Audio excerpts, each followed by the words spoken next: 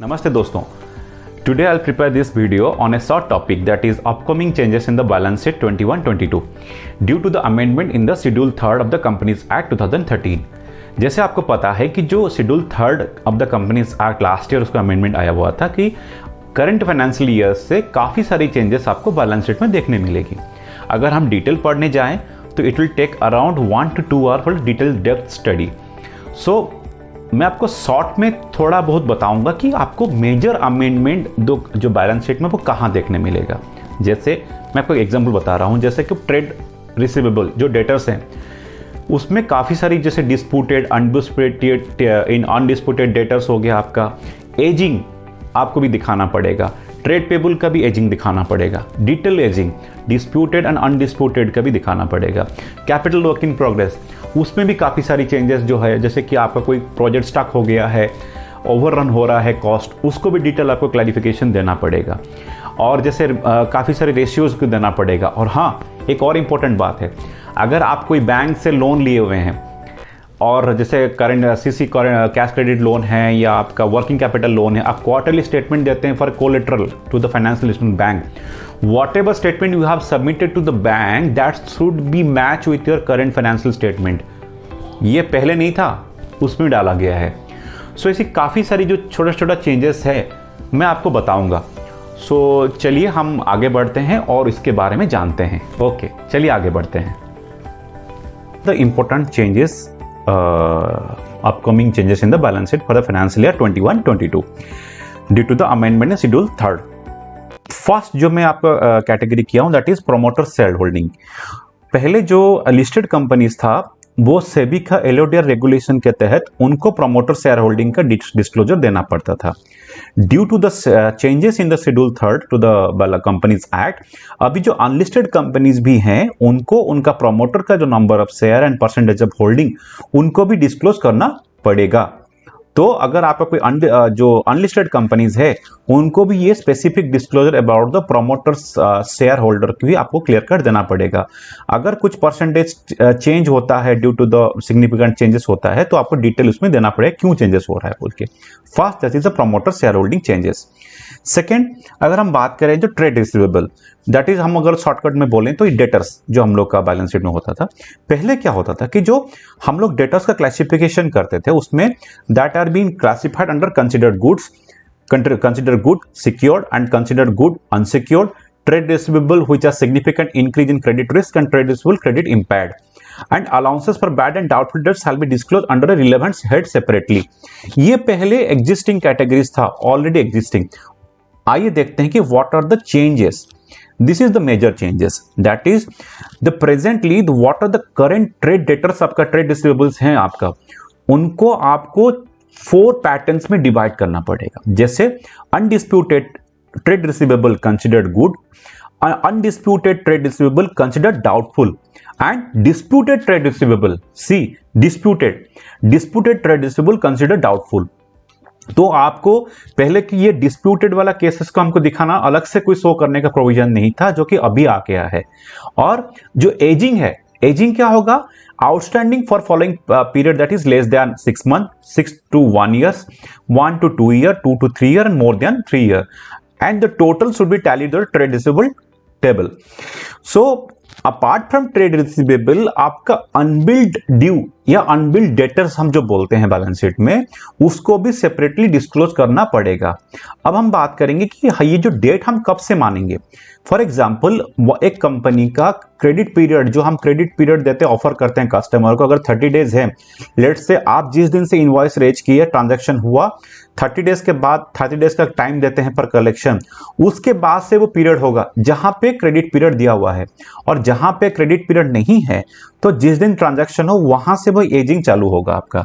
इसीलिए आप ये ध्यान दीजिए कि ये जो क्लोजिंग आपका फाइनेंशियल ईयर 21-22 का जो डेटर्स है उसमें खाली क्लासिफिकेशन नहीं करना पड़ेगा, आपका ओपनिंग डेटर्स जो 31 मार्च 21 में अपीयर कर रहा था उसमें भी ये काफी सारी चेंजेस आपको करना पड़ेगा, ये देखने मिलेगा. तो ये भी एक इंपॉर्टेंट पॉइंट ये है कि आपको जो डेटर्स पड़ा हुआ है कौन सा डिस्प्यूटेड है उसको अभी आपको ध्यान से आइडेंटिफाई करके उसको एजिंग करना पड़ेगा. ये हो गया इंपॉर्टेंट चीज. प्लस अनबिल्ड डेटर्स जो है आपको सेपरेटली आपको शो करना पड़ेगा. नेक्स्ट आते हैं हम ट्रेड पेबल। अभी जो एग्जिस्टिंग जो रिक्वायरमेंट था, हम एमएसएमई का जो micro and small and medium enterprises का हम लोग अलग से डिस्क्लोज करते थे कि उनको एमएसएमई को कितना ड्यू था। बट अभी भी जो अभी प्रेजेंट जो अमेंडमेंट हुआ उसमें क्या करना पड़ेगा, तो trade payable that is the creditors जो हम लोग का बुक्स में है, उनको भी हमको एजिंग करना पड़ेगा less than 1 year, 1 to 2 year, 2 to 3 year, more than 3 year.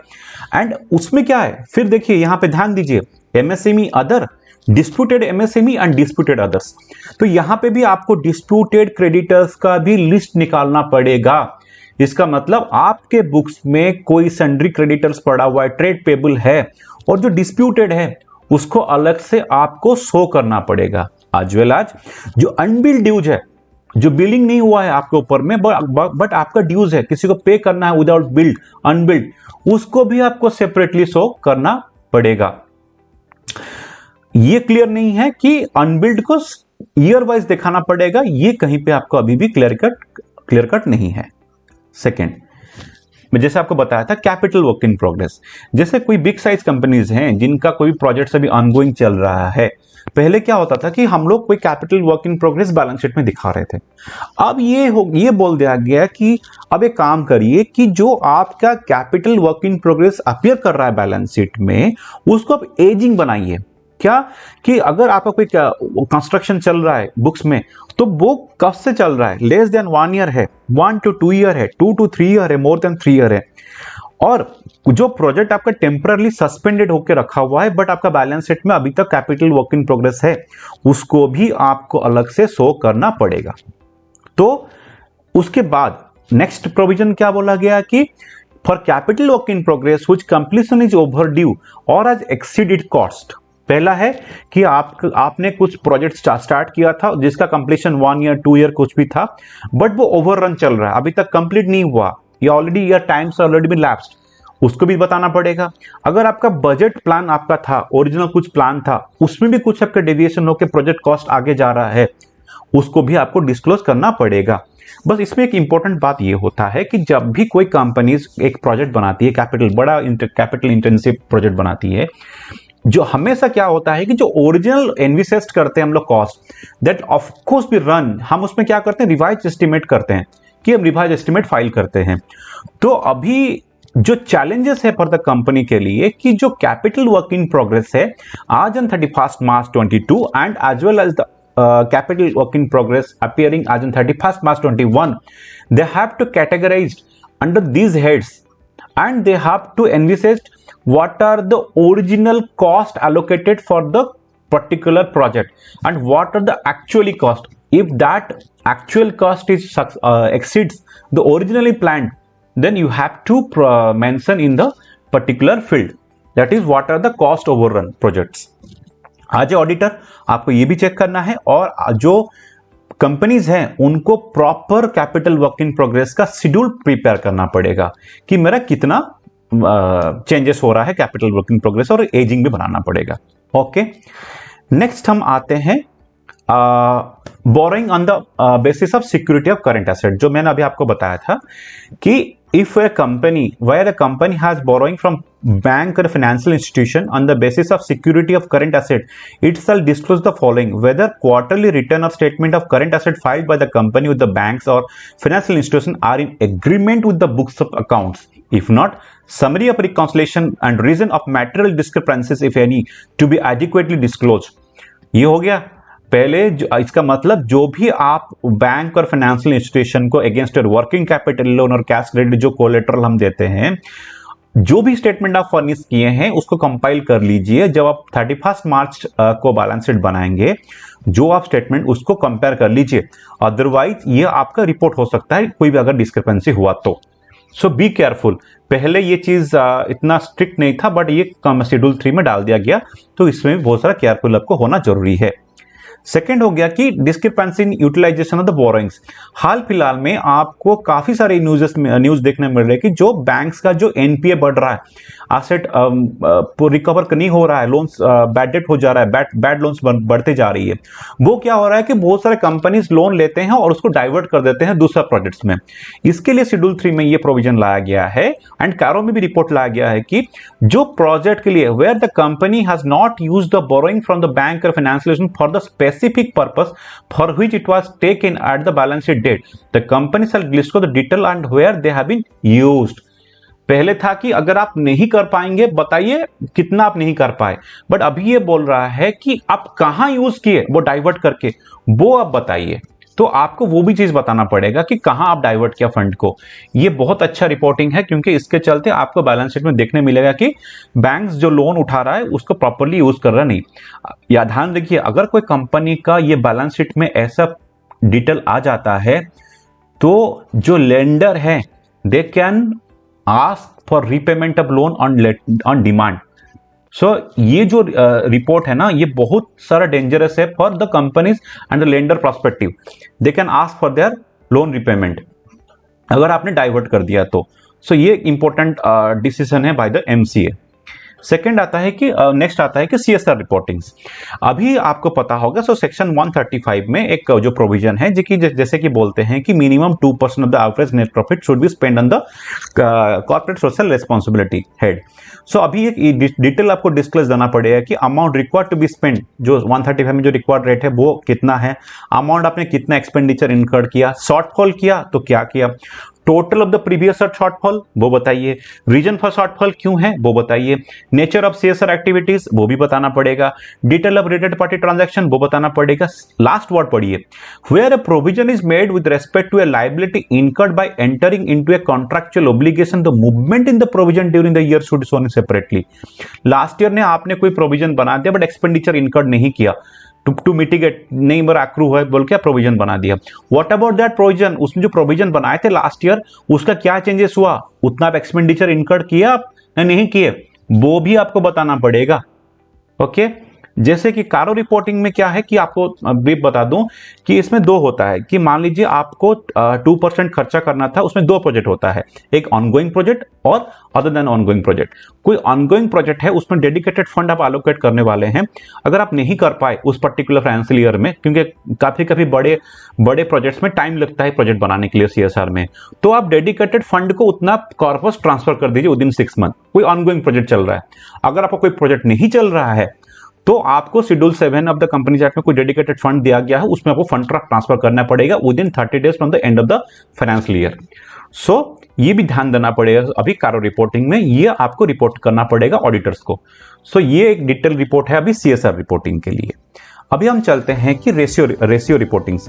ये जो जैसे मैंने पहले बताया कि अभी बैलेंस शीट में ये 11 टाइप ऑफ रेशियो को अलग से दिखाना पड़ेगा, जैसे करंट रेशियो, डेब्ट इक्विटी रेशियो, डेब्ट service coverage ratio, return on equity ratio, inventory turnover ratio, trade receivable turnover ratio, trade payable turnover ratio, net capital turnover ratio, net profit ratio, return on capital employed, return on investment. अगर previous year का ratio और current year का ratio में deviation 25% से मोर होता है तो आपको उसमें एक्सप्लेनेशन डालना पड़ेगा। इंपॉर्टेंट बात यह है उसमें कि जो what is the numerator and what is the denominator is not specifying anywhere in the MCA guideline और इन आईसीआई गाइडलाइंस, कहीं पे नहीं है। सो आपको ध्यान से उसका न्यूमरेटर और डिनोमिनेटर को कंप्यूटेशन करना पड़ेगा।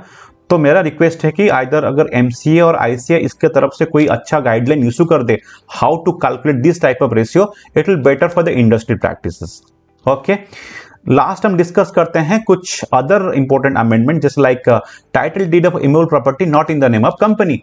अगर कंपनी का बैलेंस शीट में कोई इमूवेबल प्रॉपर्टी है और उनका टाइटल उसके नाम पे है, उनके नाम पे नहीं है, तो बोर्ड डिस्क्लोज करना पड़ेगा। उसमें कुछ कंडीशंस हैं, वो आपका शेड्यूल 3 में कंडीशन लिखा हुआ है।